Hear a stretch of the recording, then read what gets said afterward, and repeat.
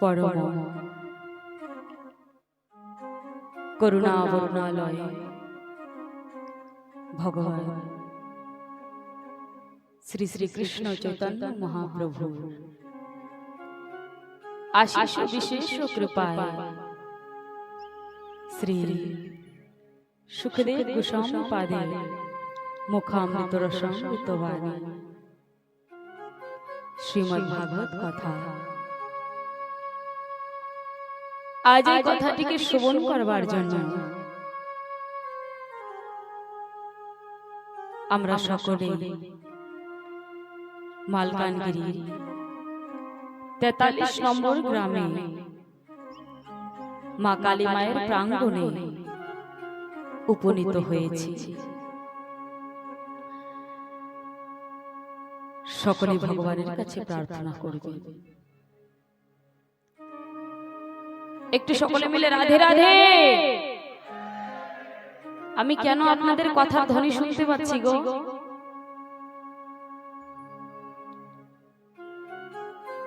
এখানে বসে দেখাও যায়, শোনাও যায়।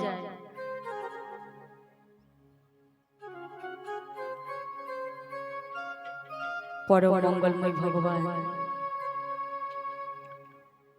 শ্রী হরি কৃষ্ণের কাছে প্রার্থনা করবে, প্রভু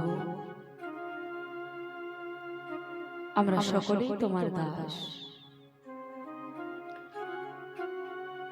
যারা লাগাতার 7 দিন ধরে 6 দিন ধরে ভাগবত কথাকে আস্বাদন করতে পারেননি। আমি অনেক ভক্তদেরকে দেখছি যারা 7 দিন এসেছে, যারা কোনো কারণবশ আসতে পারেননি তারা ভগবানের কাছে প্রার্থনা করবে, প্রভু হয়তো আমি তোমার সংসারের কোনো কাজে লিপ্ত হয়েছিলাম, হে দয়াময় তুমি এতটুকু কৃপা করো, আমি যেন তোমার এই পরম মঙ্গলময় কথাটিকে শ্রবণ করে কিঞ্চিত মাত্র নিজের জীবনে ধারণ করতে পারি। প্রভু আমি তো পতিহীন পাপী অধম, আমি তোমারই দাস,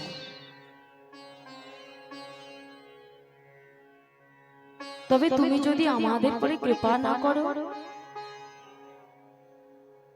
আমাদের মতো নিকৃষ্ট জীবের কোনো সামর্থ্য নেই তোমার কথাটিকে শ্রবণ করব। আমরা সকলেই গতকাল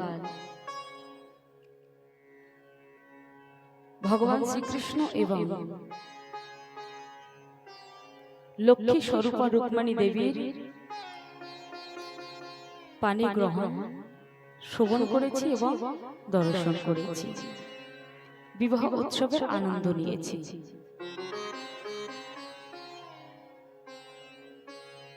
ভগবানের যিনি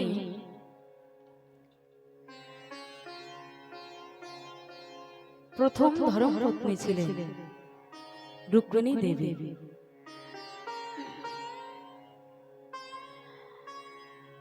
এই রুক্মিণী দেবীর থেকে ভগবানের প্রথম সন্তানের জন্ম হয়েছিল। ভগবানের প্রথম সন্তানের নাম কি বৈষ্ণব বাবারা হয়তো জানেন এবং ভক্তরাও জানেন, কি নাম? প্রদ্যুম্ন।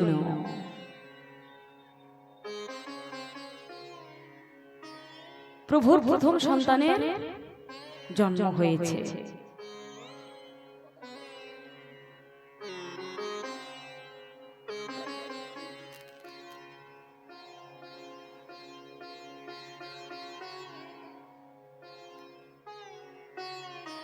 তো এই প্রদ্যুম্ন কে ছিলেন? ভগবান বাসুদেবের অংশ। তার অংশের থেকে জন্ম নিয়েছিলেন কে? কামদেব তিনি প্রদ্যুম্নের রূপে জন্ম নিয়েছেন। এই প্রদ্যুম্নকে ভস্ম করে দিয়েছিলেন বাবা ভোলেনাথ, অর্থাৎ কামদেবতাকে। পূর্ব জন্মে তিনি কামদেবতা ছিলেন। যখন এই কামদেবতাকে ভস্ম করেছিলেন তখন তিনি ভগবান শ্রীহরির ঘরে রুক্মিণী দেবীর গর্ভের থেকে আজ প্রদ্যুম্ন স্বরূপে জন্মগ্রহণ করেছে।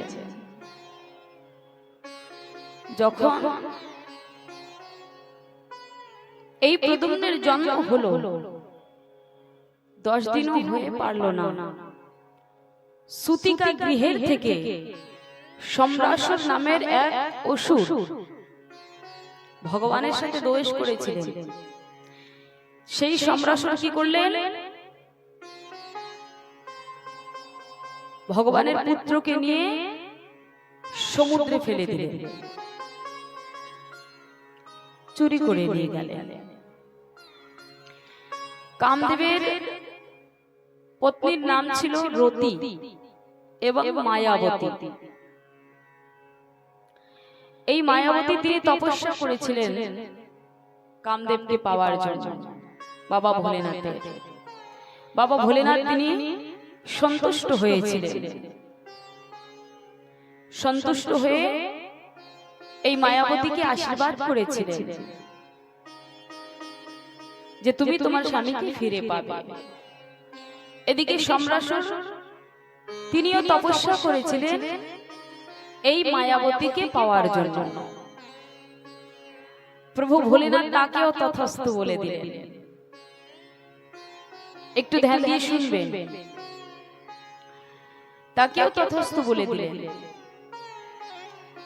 এবার মায়াবতী জিজ্ঞাসা করলেন, প্রভু যেহেতু আমি আমার স্বামীর জন্য তপস্যা করেছি, তুমি আমাকেও বর দিয়েছো এবং আমাকে পাওয়ার জন্য সম্রাসর তোমার তপস্যা করেছে, তুমি তাকেও বর দিয়েছো, এটা কি করে সম্ভব হতে পারে? এবং আমি তো নিজের স্বামীকে ছেড়ে অন্যত্র যেতে চাই না, আমি সম্রাসরকে বরণ করতে চাই না। তখন বাবা ভোলেনাথ বলেছিলেন,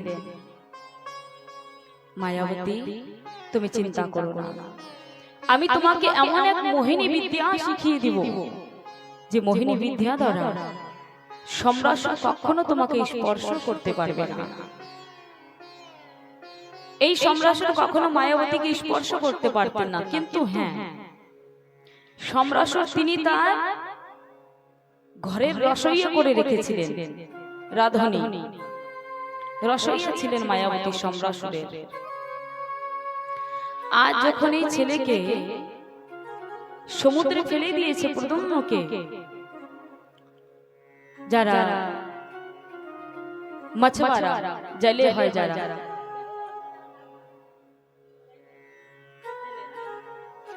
এই জেলেরা যখন মাছ ধরতে গিয়েছে, বিশাল বড় একটা মাছ পেয়েছিল। মাছটা যখন পেট ফেড়ে দেখলো, তার মধ্যে সুন্দর একটা পুত্র সন্তান। বিশাল বড় মাছ ছিল যেহেতু, তো রাজা সম্রাসরকে দিয়ে দিয়েছিলেন। পেট ফেড়ে যখন দেখছে সুন্দর একটা ছেলে, সেই ছেলেটা মায়াবতীকে দিয়ে দিয়েছিলেন। ধীরে ধীরে মায়াবতী ওই সন্তানের পরিপালন করে, পুত্রবৎ তার পরিপালন করে। কিন্তু বাবা নারদ মহামুনি তিনি এসে মায়াবতীকে সমস্ত বৃত্তান্ত শুনিয়েছেন। মায়াবতী, তুমি যাকে পুত্রবৎ পরিপালন করছো, যার লালন পালন করছো, এ তোমার স্বামী কামদেবতা। আজ ভগবান বাসুদেবের অংশ হয়ে তিনি জন্মগ্রহণ করেছেন, আর তুমি যে দাসী রসইয়া হয়ে আছো। এই সম্রাসর ভগবানের সঙ্গে দোষ করে এই প্রদ্যুম্নকে নিয়ে সমুদ্রে ফেলে দিয়েছিলেন। আচ্ছা, তবে থেকে মায়াবতীর ভিতরে প্রদ্যুম্নের জন্য স্বামীর মতো ভাব জাগ্রত হলো। ধীরে ধীরে প্রদ্যুম্ন বড় হয়েছে। এখন প্রদ্যুম্নের সঙ্গে মায়াবতী তিনি স্বামীর মতো আচরণ করে, একটা স্বামী স্ত্রী যেমন আচরণ করে তেমনই আচরণ করে। প্রদ্যুম্ন তিনি অবাক হয়ে গেলেন, মায়াবতীর কাছে জিজ্ঞাসা করলেন, দেবী এতদিন পর্যন্ত তুমি আমাকে নিজের শিশুর মতো লালন পালন করেছো, এখন কেন আমার সঙ্গে স্বামীর মতো আচরণ করছো? তখন মায়াবতী তিনি সমস্ত বৃত্তান্ত শুনিয়েছেন। শোনালে পরে প্রদ্যুম্নের ক্রোধ হয়ে গেল। প্রদ্যুম্নকে মায়াবতী তিনি শাস্ত্র বিদ্যা শিখিয়েছিলেন। ক্রোধিত হয়ে আজ প্রদ্যুম্ন তিনি সম্রাসনের উদ্ধার করে দিলেন। সম্রাসনের বধ হয়ে গেল। এদিকে সমস্ত বৃত্তান্ত শুনে নারদ মহামুনির কাছ থেকে তারা দুজন দ্বারিকার মধ্যে প্রবেশ করলেন। ভগবান শ্রীকৃষ্ণের 16,108টা রমণী ছিলেন। সকলেই যখন প্রদ্যুম্নকে দেখেছে, দেখার সঙ্গে সঙ্গে স্বামী ভাবনা জাগ্রত হয়ে গেল। কেন? ভগবান শ্রীকৃষ্ণের মতো তার স্বরূপ ছিল। কিন্তু রুক্মিণী দেবী যখনই দেখেছে প্রদ্যুম্নকে, তখন তার স্তনে দুগ্ধ এসে গেছে, যেহেতু তার ছেলে ছিল। দুই চোখে জল চলে এসছে। রুক্মিণী মা কিছু বুঝতে পারছেন না। তৎপশ্চাৎ ভগবান শ্রীকৃষ্ণ এসে চুপচাপ দাঁড়িয়েছিলেন। নারদ মহামুনি এসে সকলকে সমস্ত বৃত্তান্ত শুনিয়ে দিলেন। সুন্দর করে আজ পুত্রকে আর পুত্রবধূকে বরণ করে ঘরে তুলেছেন। এবার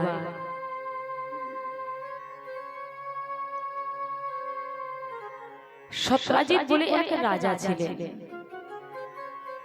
এই রাজা ভগবান সূর্য দেবতার তপস্যা করেছিলেন। ভগবান সূর্য দেবতা তার তপস্যায় সন্তুষ্ট হয়ে তাকে একটা মণি দিয়েছিলেন, শ্যামন্তক মণি। এই শ্যামন্তক মণিটা যখনই সত্রাজিৎ রাজার রাজ্যে এসেছে, নিয়ে এসেছে, তখন সেই রাজ্যে দুর্ভিক্ষ এবং রোগ, কুষ্ঠব্যাধি সমস্ত কিছু দূরীভূত হয়ে গেছে। সমস্ত রাজ্যের সেবকরা এবং সকলেই সুখী হয়েছিলেন। আজ বলছে যেমন আমরা কোনো একটা ভালো বস্তু, যেমন কেউ যদি মোটা একটা সোনার চেন পরে গলায়, তো দেখবেন চেনটা কোনো না কোনো মতো একটু বের করে রাখবে দেখানোর জন্য, আমার চেনটার বড় দাম, তাই না? এখানে তুলসীর কণ্ঠী কয়জন পড়ে আছেন বলুন, একটু হাত উঁচু করুন তো। তুলসীর কণ্ঠী কয়জনের গলায়? ও, তুলসী কণ্ঠী কেন পড়েন না তাই বলুন। আপনি হাজারে হাজারে স্বর্ণের মালা পরুন, কোনো অপরাধ নেই। দেখুন তুলসী মালা যদি পড়েন তার বড় গুণ আছে বাবা। सोने की माला पहनोगे तो चोर की नजर पड़ेगी। सोने की माला पहनोगे तो चोर की नजर पड़ेगी, और तुलसी की माला पहनोगे तो माखन चोर की नजर पड़ेगी। प्रेम से बोलो राधे राधे। স্বর্ণমালা পড়লেই পরে চোর কিন্তু আপনার দিকে লক্ষ্য রাখবে বাবা, কখন নেওয়া যায়। কিন্তু আপনি যদি তুলসী কণ্ঠ পড়েন, তখন মাখন চোর আপনার দিকে দৃষ্টিগত তাকাবে, আপনার দিকে কৃপা করবে। তুলসী কণ্ঠী পড়লে পরে কৃষ্ণ ভক্তি উদয় হয়, কোনো খারাপ হাওয়া বাতাস গায়ে লাগে না। তুলসীর বড় মহিমা। তুলসী না হলে পরে তার হস্তের জল কোনো বৈষ্ণবেও গ্রহণ করে না, ভগবান তো দূরের কথা বাবা। গলায় যদি তুলসী না থাকে, তারপরে গ্রাম্য মানুষের চর্চা করে বড় সাধু হয়েছে, আমাদের হাতের জল খাবে না, দীক্ষা নিয়েছে, অনেক শুনতে পাওয়া যায়। হ্যাঁ, এত বড় সাধু হয়েছে, আমাদের ছোঁয়া জল খাবে না। বাবা, তোমাদের আচরণটা তো ঠিক করো। আচরণ ঠিক নাই, সাধুদেরকে গালি দেওয়ার জন্য আগে থাকি। তো তুলসী কণ্ঠী পড়বেন তো। আপনি হাজারে দেখুন, দুই একজন হাত তুলেছে, ও মা, হাজারে হাজার আপনি যে কোনো মালা ধারণ করুন, কিন্তু কণ্ঠীকে কখনো গলা থেকে আলাদা করে রাখবেন না। কণ্ঠী সমেত যদি আপনার মৃত্যু হয়ে যায়, ভগবানের ধামে পৌঁছিয়ে যাবেন বাবা। কণ্ঠী যদি গলায় না থাকে, তবে নরকে যেতে হবে।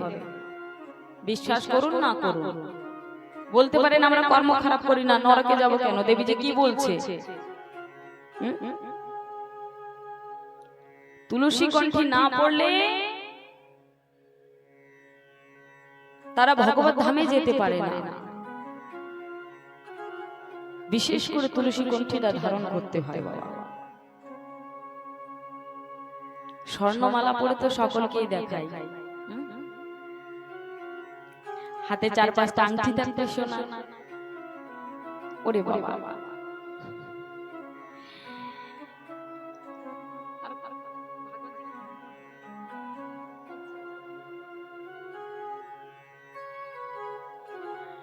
বাবাজি বলছে আজ বিশ্রাম দিবস, তো আজ যত মালা আসবে সবকিছু পড়তে হবে। গলাটা দেবে না যায় এবার আমার। মহারাজ সত্যজিৎ রাজা ওই মণির প্রভাবকে দেখানোর জন্য মণিকে গলায় ধারণ করে দ্বারিকাধীশ মহলের মধ্যে প্রবেশ করেছে। আর মণির বাবা এমন তেজ, মনে হচ্ছে সাক্ষাৎ সূর্য দেবতা নেমে এসেছে।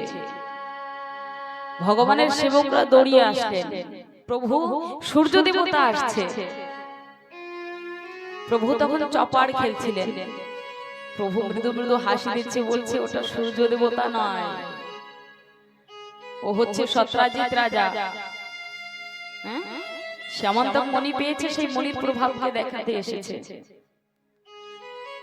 তৎপশ্চাৎ ভগবান তিনি রাজ্যের সুখের জন্য সত্যজিৎ রাজাকে বলেছিলেন, সত্যজিৎ তুমি এই মণিটা রাজা উগ্রসেনকে দিয়ে দাও,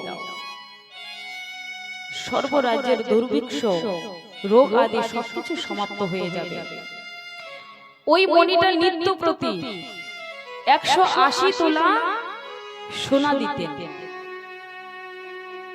এবার চিন্তা করুন, নিত্য প্রতি যদি 180 তোলা সোনা দেয়, আরো যদি দুর্ভিক্ষ না থাকে, সেই গ্রামে রোগ ব্যাধি না থাকে, মণিটার অনেক প্রভাব ছিল।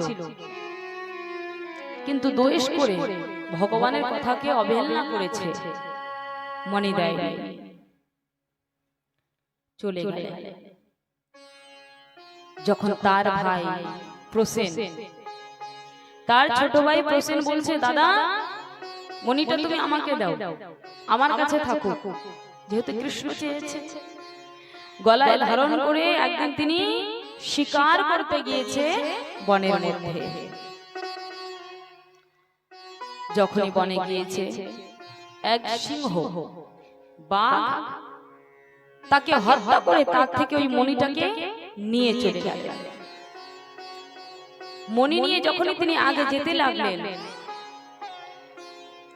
তখন ভগবানের পরম ভক্ত জামবন্ত কি করলেন, ওই সিংহকে মেরে তার থেকে মণি নিয়ে গুফার মধ্যে চলে গেলেন। সেখানে গিয়ে নিজের ছেলে মেয়েদেরকে মণিটা খেলার জন্য দিয়ে দিয়েছে।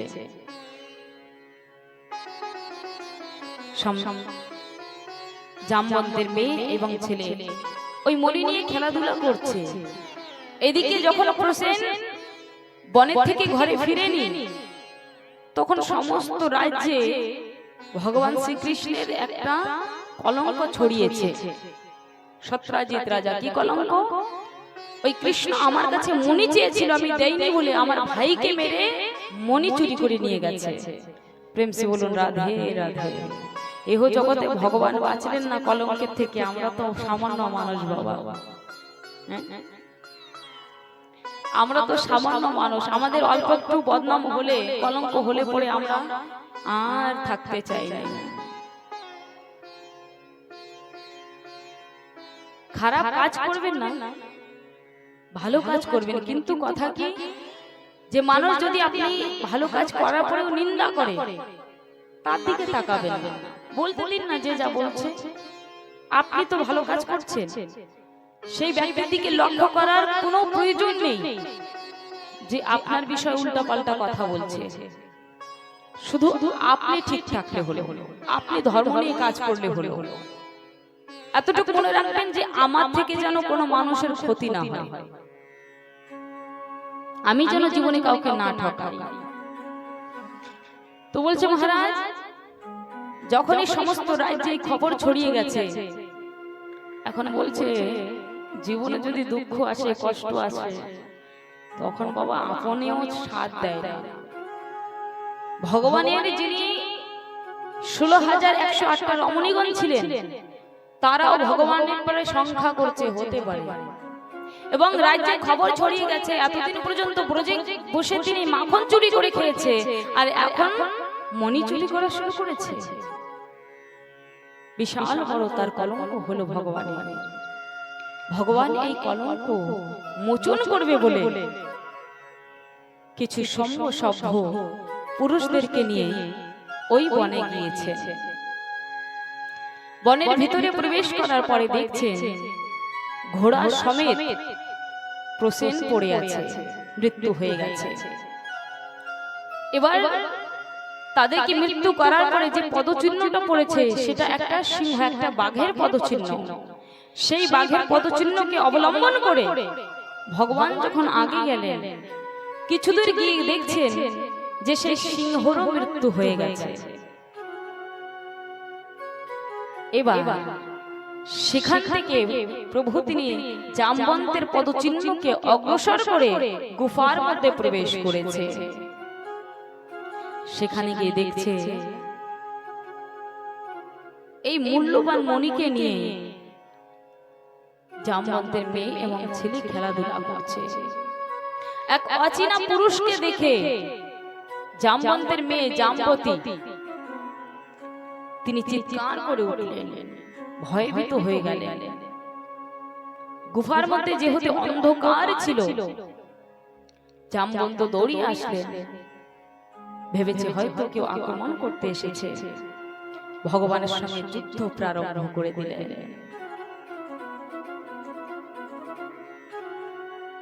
এদিকে ভগবান যে পুরুষদেরকে নিয়ে গেছিলেন তাদেরকে বলেছিলেন, আমি যদি 12 দিনের মধ্যে ফিরে না আসি তবে তোমরা মনে করবে আমার মৃত্যু হয়ে গেছে।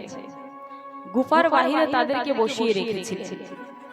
12 দিন হওয়া উপরান্তে তারা রাজ্যে এসে সমস্ত রাজ্যবাসীকে খবর দিয়েছেন ভগবান কৃষ্ণ আর নেই।